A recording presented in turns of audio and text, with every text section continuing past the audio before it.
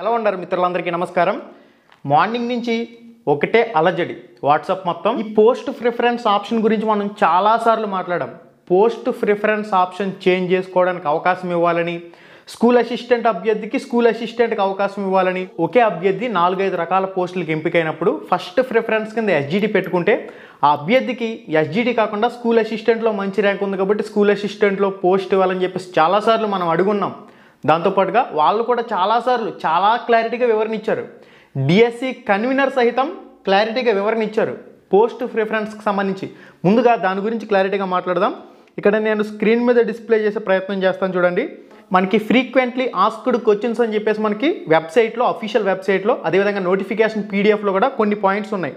దాని గురించి క్లారిటీగా మనం పరిశీలన చేసినట్లయితే, మొదటి పోస్టు ప్రాధాన్యత క్రమానికి ఆప్షన్కి అభ్యర్థి ఎంపిక కాకపోతే ఇక ఉద్యోగం రాదా అంటే ఇక్కడ క్లారిటీగా చూడండి. వాళ్ళు వివరణ ఏమి ఇచ్చారంటే, అభ్యర్థి తాను ఎంపిక చేసుకున్న మొదటి పోస్టు ప్రాధాన్యత క్రమానికి ఆప్షన్కు ఎంపిక కాకపోతే అతడు పేరు అనేది రెండవ పోస్టుకు సంబంధించి సెకండ్ ప్రిఫరెన్స్లో ఏ పోస్టుకి అయితే పెట్టారో దానికి బదిలీ అవుతుంది. అది కూడా రాకపోతే మూడవ పోస్ట్ ప్రిఫరెన్స్కి సంబంధించి ఏది పెట్టారో దానికి బదిలీ అవుతుంది. ఈ విధంగా చివరి ఆప్షన్ వరకు కొనసాగుతుంది. ఒకవేళ అభ్యర్థి మొదటి ఆప్షన్కు ఎంపికైతే మిగిలిన ఆప్షన్లు రద్దు అవుతాయి. ఒక పోస్ట్కి ఎంపికైన తర్వాత ఎట్టి పరిస్థితుల్లోనూ పోస్టు మార్చుకోవటానికి అవకాశం లేదు. ఓకే, ఇది అప్పట్లో వచ్చిన మనకి క్లారిటీ సమాచారం. కాల్ లెటర్లో రాకముందే అడిగాం ఏమని, పోస్ట్ ప్రిఫరెన్స్ ప్రకారం చాలామంది ఎస్జిటి కొలువు సాధించారు, స్కూల్ అసిస్టెంట్ కొలువు కూడా సాధించారు.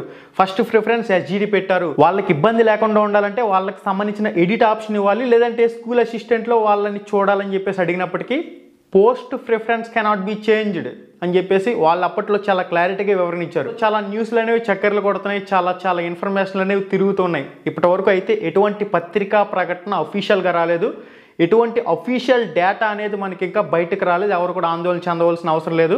ఇప్పటికిప్పుడు స్టే వచ్చినట్టు కూడా మనకి ఎక్కడ అఫీషియల్ డేటా లేదు. ఇంకొక ముఖ్యమైన అంశం ఏంటంటే, ఇప్పుడు వాట్సాప్లో ఏదైతే షేర్ చేసుకుంటున్నారో ఇది ఆల్రెడీ చాలా రోజుల క్రితమే వచ్చింది. ఒకరే 2-3 రకాల పోస్టులకు సెలెక్ట్ అయినప్పుడు వాళ్ళకి హయ్యర్ కేటగిరీలో పోస్ట్ వచ్చే అవకాశం ఉన్నప్పుడు హయ్యర్ కేటగిరీలో పోస్ట్ ఇవ్వాలని చెప్పేసి ఈ అంశం అనేది చర్చనీయాంశం అయింది. అప్పట్లో 2-3 రకాల పోస్టులకు సంబంధించి సెలెక్ట్ అయిన వాళ్ళకి ఎస్జిటి కాకుండా స్కూల్ అసిస్టెంట్లో ఎక్కువ మార్కులు ఉన్నాయి కాబట్టి ఫస్ట్ ప్రిఫరెన్స్ ఎస్జిటి పెట్టారు. బై మిస్టేక్ వాళ్ళకి స్కూల్ అసిస్టెంట్ సెకండ్ ప్రిఫరెన్స్గా ఉంది. వాళ్ళకి స్కూల్ అసిస్టెంట్లో కూడా మంచి మార్కులు వచ్చాయి. ఇక్కడ ఎస్జిటిలో పోస్ట్ ఇస్తే స్కూల్ అసిస్టెంట్లో పోస్ట్ నష్టపోతారు. 10 సంవత్సరాలు ఎస్జిటి కింద పనిచేస్తే తప్ప వాళ్ళు స్కూల్ అసిస్టెంట్ కింద ప్రమోషన్ పొందలేరు.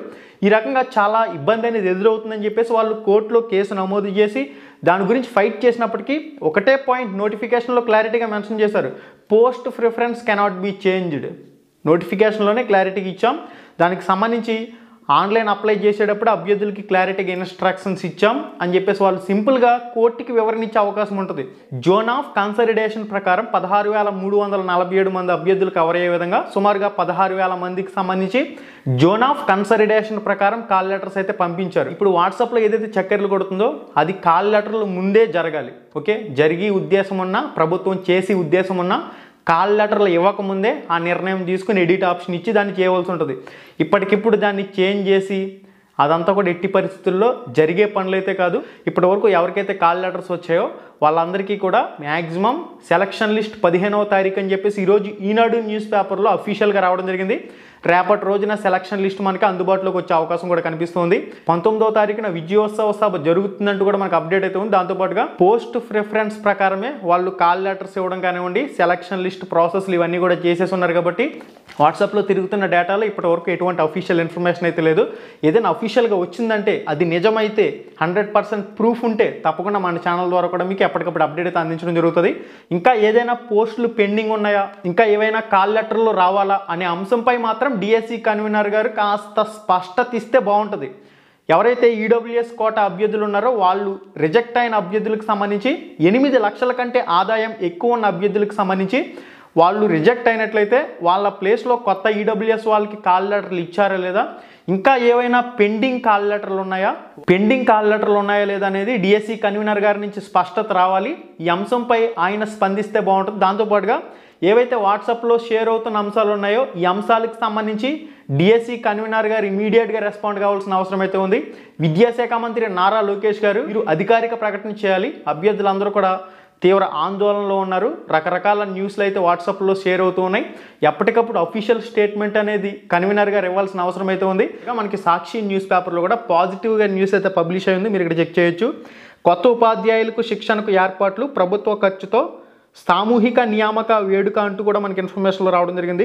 16,347 పోస్టుల్లో పలు కారణాలతో 700 పోస్టులు మిగిలిపోయినట్లు సమాచారం. 31,000 మందిని ప్రభుత్వ ఖర్చులతో బస్సులు ప్రతి జిల్లా కేంద్రంగా బస్సులు ఏర్పాటు చేసి మీకు ఏవైతే సర్టిఫికెట్ల వెరిఫికేషన్ చేసిన టీం సభ్యులు ఉన్నారో వాళ్ళు గైడ్ కింద ఉండి అమరావతి అంటే వెలగపూడిలో ఏదైతే విజయోత్సవ సభ కార్యక్రమం జరగబోతుందో దానికి సంబంధించి ప్రభుత్వమే ఏర్పాట్లు చేస్తున్నట్లు కూడా మనకి ఇక్కడ ఆర్టికల్ అయితే పబ్లిష్ చేశారు, మీరు ఇక్కడ చెక్ చేయొచ్చు.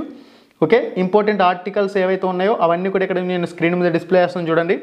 ఇంకొక ఆర్టికల్ ఏంటంటే డిఎస్సి ఎంపిక జాబితా వచ్చేసిందో అంటూ మనకి అనంతపురం జిల్లాకు సంబంధించి మనకి ఈ ఆర్టికల్ అయితే పబ్లిష్ కావడం జరిగింది, మీరు ఇక్కడ చెక్ చేయొచ్చు. 773 పోస్టులకు అభ్యర్థులు ఎంపిక కాగా మిగిలిన పోస్టులు 34 పోస్టులు అంటూ కూడా మనకి ఇన్ఫర్మేషన్ ఇచ్చున్నారు.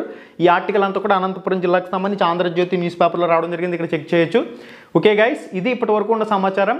రేపటి రోజున సెలక్షన్ లిస్ట్ అయితే వస్తుందని చెప్పేసి ఇప్పటివరకు అప్డేట్ అయితే ఉంది. 15వ తారీఖున సెలక్షన్ లిస్ట్, అదేవిధంగా 19వ తారీఖున విజయోత్సవ సభ, అనంతరం 10 రోజుల పాటు జిల్లాల కేంద్రాలుగా ట్రైనింగ్ అయితే జరగబోతుంది. ఏ రిజిస్టర్ని ఎలా ఉపయోగించాలి, ఏంది కథ, ఇటువంటి అన్ని అంశాలపై మనకి స్పష్టత వచ్చే అవకాశం అయితే ఉంటుంది. ఎవరు కూడా ఎటువంటి ఫేక్ న్యూస్ని స్ప్రెడ్ చేస్తూ కంగారు పడవలసిన అవసరం అయితే లేదు. ఏదైనా అఫీషియల్గా స్టేట్మెంట్ వస్తే పత్రికా ప్రకటనలు వస్తాయి, అఫీషియల్గా న్యూస్ వచ్చినట్లయితే అధికారులు స్పందించి దానికి సంబంధించిన వివరణ అయితే ఇస్తారు. అప్పటి వరకు కూడా ఓపికగా ఎదురు చూడాలని చెప్పి వీడియోలో మళ్ళీ కలుసుకుందాం. శుభం, ధన్యవాదాలు.